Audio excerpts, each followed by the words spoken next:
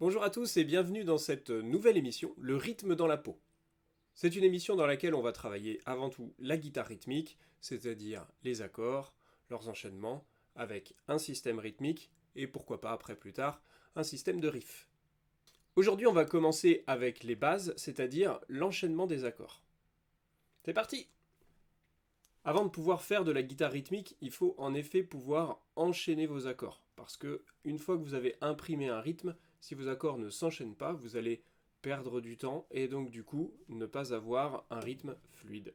Donc on va commencer par apprendre quelques positions d'accords. Et sur ces positions d'accords, vous allez travailler justement un enchaînement, comprendre un petit peu comment on passe d'un accord à un autre. Et je vais vous expliquer 2-3 petites techniques pour le faire. On va commencer par le La mineur.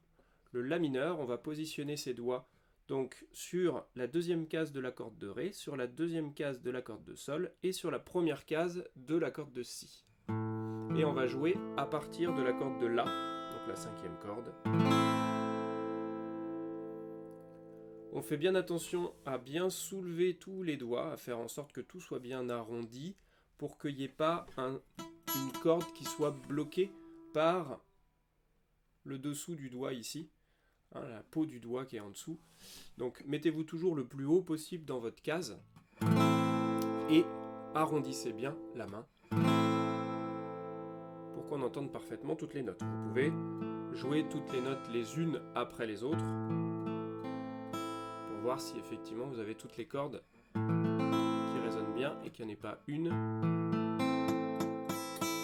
qui soit bloquée. Voilà. Ça c'est le premier accord, le La mineur. Ensuite on va apprendre le Do majeur. Donc le Do majeur, on va se positionner sur la troisième case de la corde de La, sur la deuxième case de la corde de Ré et sur la première case de la corde de Si. Et voici l'accord de Do majeur.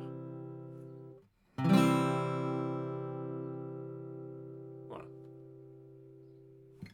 Et enfin, pour le dernier accord, on va se positionner sur la troisième case de la corde de Ré, sur la deuxième case de la corde de Sol et sur la première case de la corde de Si. On va jouer à partir de la troisième corde et on va jouer ce qu'on appelle un Fa majeur 7.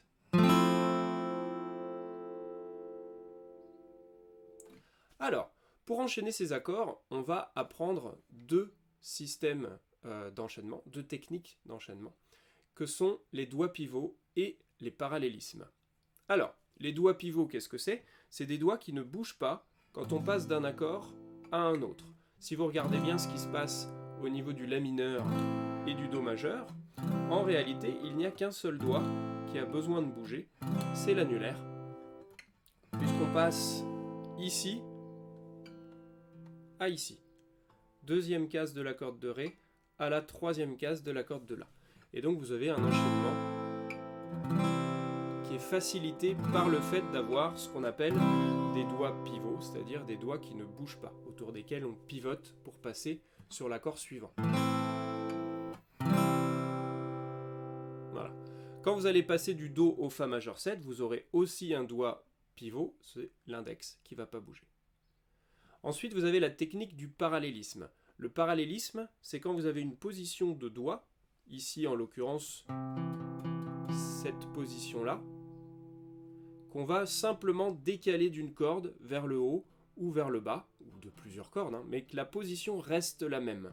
La position reste la même, voire sensiblement la même, même, parce que des fois ça fonctionne exactement de la même façon. En tout cas, c'est les mêmes doigts qui bougent au même endroit, de la même façon, à peu de choses près. Donc du coup, quand vous passez du Do majeur au Fa majeur 7, vous avez un doigt pivot et un parallélisme. Pour que parallélisme fonctionne, il faut évidemment que les deux doigts fonctionnent ensemble. Il ne faut pas qu'ils se posent les uns après les autres. En règle générale, si vous voulez aller vite avec vos accords, il faut tout poser en même temps. Donc on ne les pose pas les uns après les autres, mais on les bouge ensemble. Tout ce qui est travail d'enchaînement d'accords, vous pouvez le faire sans même jouer les accords. C'est-à-dire que vous vous positionnez sur le La mineur et vous allez vers le Do majeur. Et vous passez de l'un à l'autre et vous voyez si ça fonctionne bien sans même avoir à jouer au niveau de la main droite. Même chose quand vous passez du Do majeur au Fa majeur 7. Et quand vous allez repasser du Fa majeur 7 au La mineur, Vous avez ce décalage-là à faire, mais vous avez un doigt pivot. D'accord ? Et ensuite, donc vous pouvez travailler ce tout premier exercice qui est simplement de jouer chaque accord sur 4 temps. Et on joue 2 fois le Fa majeur 7 avant de revenir sur le La mineur.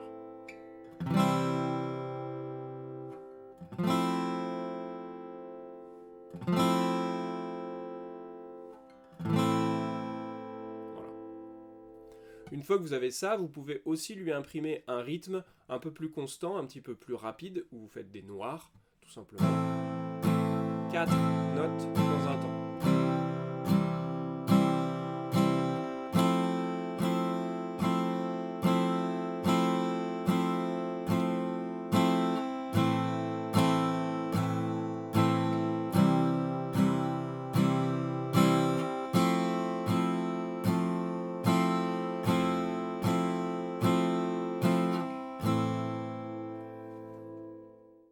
Une fois qu'on a vu ça, on peut rajouter un nouvel accord, le Mi mineur. Le Mi mineur, il n'est pas très difficile. On va se positionner avec le majeur et l'annulaire sur les deuxièmes cases de la corde de La et de la corde de Ré.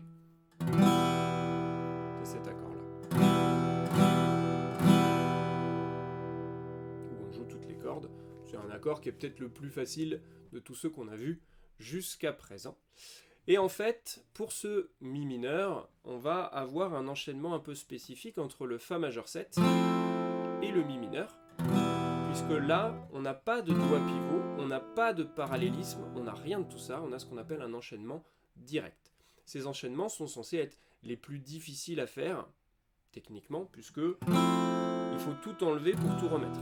Donc pensez toujours bien à ce que vous allez faire au niveau du trajet de vos doigts. Vous êtes sur le Fa majeur 7, vous allez vers le Mi mineur, regardez quel doigt va où, et travaillez cet enchaînement de telle sorte qu'il devienne le plus fluide possible. Passer d'un accord à l'autre le plus rapidement possible, dans un sens et dans l'autre. N'hésitez pas toujours à travailler des enchaînements à l'endroit mais aussi à l'envers. Alors, en ce qui concerne l'enchaînement des accords, on a aussi une autre petite technique qu'on peut utiliser, notamment quand on fait des croches. Alors ça peut se faire aussi en noir, hein, mais c'est notamment quand on fait des croches, c'est que la dernière croche, le dernier retour, on peut utiliser ce qu'on appelle un accord blanc. Alors je parle d'un accord blanc parce qu'en fait, ça va juste être un accord où on va lâcher la corde, lâcher l'accord pour passer sur celui d'après. On joue le Fa majeur 7, on joue l'accord blanc et le Mi mineur. Si vous avez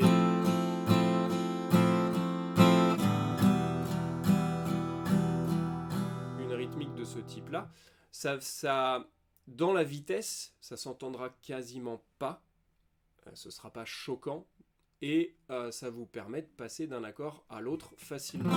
On lâche les doigts au dernier moment sur le dernier retour pour arriver sur le Mi mineur. Quand on a des systèmes de doigts pivots ou de parallélisme ou ce genre de choses, alors on peut ne pas avoir besoin du tout de l'accord blanc, mais si dans la vitesse on en a besoin, on va évidemment ne pas tout lâcher.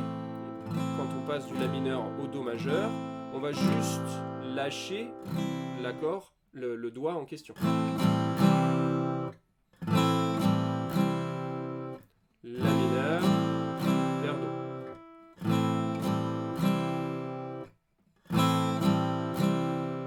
Voilà.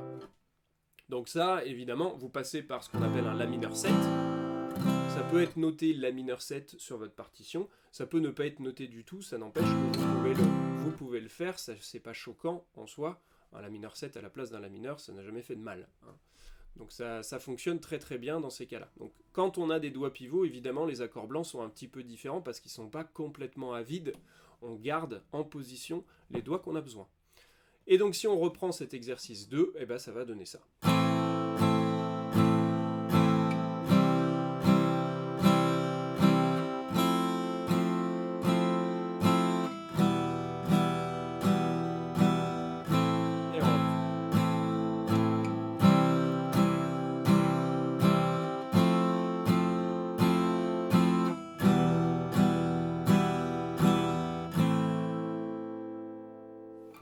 N'hésitez pas à toujours boucler vos exercices, c'est-à-dire qu'une fois que vous avez terminé l'exercice, vous revenez au premier accord, parce qu'on est sur des systèmes de grilles d'accords, c'est important de retomber sur le premier accord, notamment pour le côté musical de la chose, parce qu'en général, ça fonctionne de cette façon-là, mais en plus de ça, pour le côté technique de la chose, puisque vous travaillez aussi l'enchaînement entre le dernier et le premier accord. Quand on joue une chanson, on va enchaîner plusieurs fois la même grille d'accords. Donc il faut savoir aussi bien faire la grille d'accords, mais aussi la boucler. Voilà. Et bien c'est tout pour aujourd'hui. On va juste travailler ces premiers accords-là, ce premier système d'enchaînement. Il n'y a pas vraiment de rythme pour l'instant. On est calé sur un système sur 4 temps, mais ça peut être autre chose évidemment. Vous pouvez les travailler aussi en croche. Mettrez les accords blancs en place.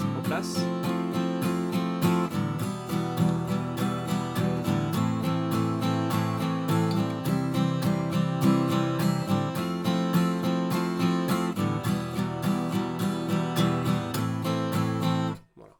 Vous voyez que ça peut aussi être un système assez simple à mettre en place pour commencer à travailler vos premiers accords et vos premières grilles d'accords. Voilà, j'espère que cette vidéo vous a plu. N'hésitez pas à laisser des commentaires, à poser vos questions si vous avez besoin. L'espace commentaire, il est vraiment fait pour ça. Tous ces petits exercices d'enchaînement d'accords, etc., c'est des choses qu'on va faire principalement sur ma chaîne Twitch. Vous pouvez m'y retrouver parce que je vais à chaque fois faire travailler des morceaux. Là, pour l'instant, on a fait 2 morceaux. Breathe des Pink Floyd et What's Up des Four Non Blondes. Donc n'hésitez pas, voilà, le but c'est de travailler des rythmiques sur une session donnée. Vous pouvez aussi aller voir les replays là-bas directement. Peut-être que je ferai des replays sur YouTube après, derrière, ou des moments forts, des passages Twitch, on verra. Voilà, bon travail avec le rythme, et à bientôt sur Omega Studio.